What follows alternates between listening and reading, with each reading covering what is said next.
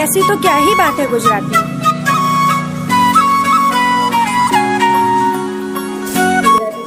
આંતરરાષ્ટ્રીય માતૃભાષા દિવસ આપણી માતૃભાષા ગુજરાતી એમ કે બધા જ જેટલા દેશ છે બધાની નેશનલ લેંગ્વેજ મનાવવામાં આવે 2000ની સાલમાંથી યુનેસ્કો દ્વારા મનાવવામાં આવે છે દર વર્ષે એટલે આપણે તો ગુજરાતીવાળા એટલે આપણે તો બધું ગુજરાતીમાં જ હોય એટલે એના વિશે ગુજરાતી ભાષા વિશે ગૌરવ વિશે થોડી વાત કરી જે આપણે ઉમાશંકર જેઠાલાલ જોશીભાઈએ કવિતા કીધી છે એ ઘણા બધા કવિઓએ કીધું કવિતા કંઈ ઉમાશંકર જોશીભાઈ તેના વિશે વાત કરી પહેલાં ખલીલ તરતેજી છે આપણા જેમને પદ્મશ્રી મળેલો એમને એક જ લાઈન કીધી પણ બહુ સરસ કે વાત મારી જેને સમજાતી નથી વાત મારી જેને સમજાતી નથી એ કોઈ પણ હોય ગુજરાતી નથી વાહ વાહ પછી આપણે ભોળાભાઈ પટેલ છે ગાંધીનગર જે સોજા ગામ હોય ને આપણે આમજા સોમજા નથી તેમ જાણે કિશનના બાજુનો ગામ એ ત્યાંના જ એમને કહ્યું હતું કે સદા સૌમ્યસી વૈભવે ઉભરાતી એટલે કે જે ભાષા હંમેશા વૈભવથી જ ઉભરાતી રહે મારી માતૃભાષા મને ગુજરાતી રમે અન્ય સખીઓ થકી જઈ તાળી સુધા કર્ણ સિંચે ગુણાણી રસાણી એટલે આપણી માતૃભાષાના શબ્દો સાંભળીએ ને એટલે અલગ જ મજા આવે આપણા કાન સુધીના શબ્દો જાય ને તો અલગ જ વાર હોય કરે બોલતા જે ભર્યા ભાવ સાથી રમો માતૃભાષા મુખે ગુજરાતી મળી હેમ આશીષ નરસિંહ મીરા થયા પ્રેમ ભક્તને અખો ભક્ત ધીરા એટલે આપણા સાહિત્યમાં ઘણા કવિઓ થઈ ગયા જેમ કે નરસિંહ મહેતા છે પ્રેમ ભક્ત ભક્ત ધીરા ભગત કહીએ અખો કહીએ એ બધાએ આશીર્વાદ મળ્યા આપણી ભાષાના એવા અમર કવિઓ થઈ ગયા પૂજી નર્મદે કાંત ગોવર્ધને છે એટલે નર્મદ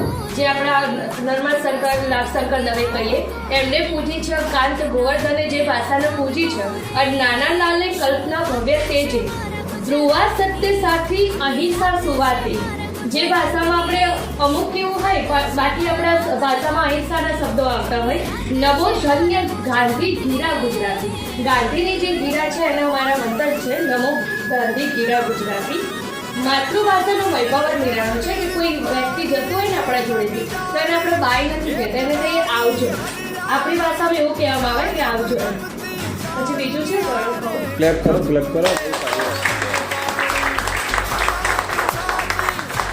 બાકી બહારના દેશો હોય ને એ શું કહે છે બાય આવતો નહીં ક્યારે બરાબર અને આપણે અહીંયા માન આપવા કે આવજો બંનેમાં ફરક છે આટલો બરાબર પછી આપણે એ લોકો ભણતા હતા ત્યારે કદાચ આ કવિતા આવી હશે તમારે બહુ મસ્ત છે મને પુસ્તક અમેરિકો કે ધન્ય ધરા આ ગુજરાત એના ગર્ભમાંથી સર્જાતી ગુજરાતી જેમ બાળક જન્મે છે વાલો પ્રેમાળ માતાના ઉરમાંથી એટલી જ શુદ્ધ એટલી જ નિખાલસ મારી માતૃભાષા ગુજરાતી દિલથી ગુજરાતી દિલમાં ગુજરાતી હોય જાત કોઈ પણ ગર્વથી ઓળખ તરીકે ઓળખાતી એક માતૃભાષા ગુજરાતી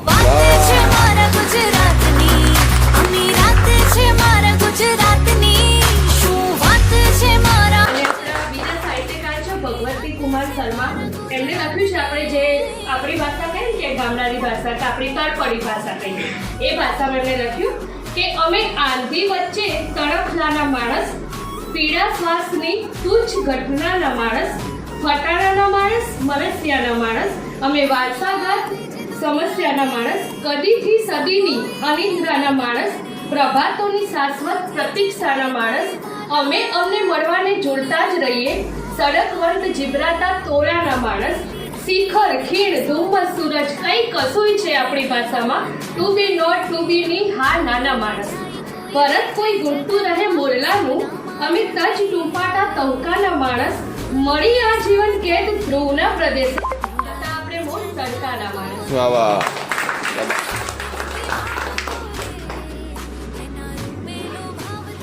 એ સૌરાષ્ટ્રની મીઠી અને દક્ષિણની સુરી એ ઉત્તરની ખાટાશ અને એ મધ્યની તીખાશ મારી મા ભાષાને શબ્દોમાં અણસાર વાહ વાહ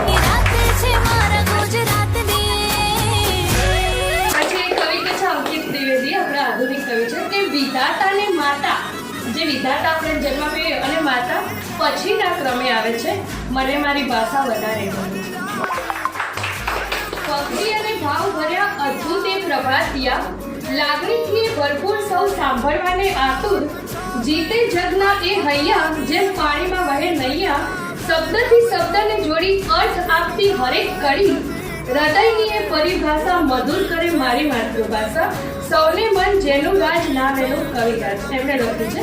પછી આપણા હરદાર ગોસ્વામીએ કીધું કે એના કરતા હે ઈશ્વર તે મરવાનું મને ગુજરાતીનું પણ ગુજરાતી કરવાનું મને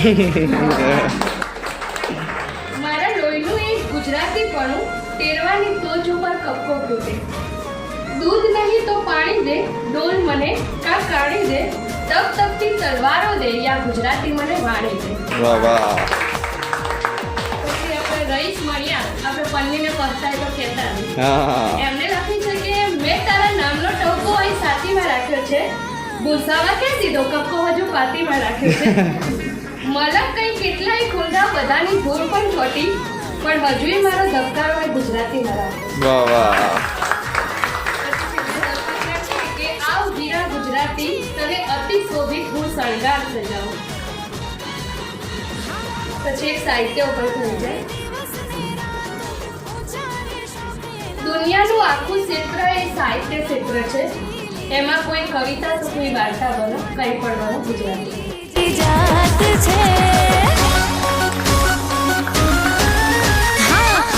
ઓકે. વેસ્ટર્ન કલ્ચર બહુ બધું હાવી થઈ રહ્યું છે. ઇંગ્લિશ ભાષા લોકોને ત્રાહિમામ કરી રહી છે. તમે સાંભળ્યું હશે કે અત્યારે લોકો ઇંગ્લિશ જ્યારથી આવે ને ત્યારે બધું શોર્ટ થઈ ગયું. શું શોર્ટ થઈ ગયું? પપ્પાનું શું થઈ ગયું? ડેડી. મમ્મીનું શું થઈ ગયું? મોમ. અને આપણા શું કહેવાય જીજાજીનું શું થઈ ગયું? જીજુ. થઈ ગયો ને.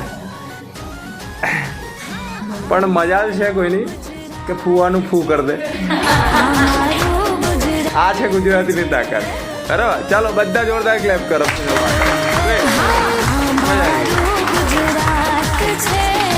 તો થેન્ક યુ સો મચ કિંજલને કે આપણી માતૃભાષાને યાદ કરાવી. બરાબર. તો એના માટે જોરદાર ક્લેપ કરો. બરાબર. સાહિત્ય એના રગરગમાં વસેલું છે એટલા માટે તેને હું કિંજલ નહીં કહેતો સાહિત્યકાર કહું. બરાબર. તે એની અંદર છે એ કળા. બરાબર. Good job.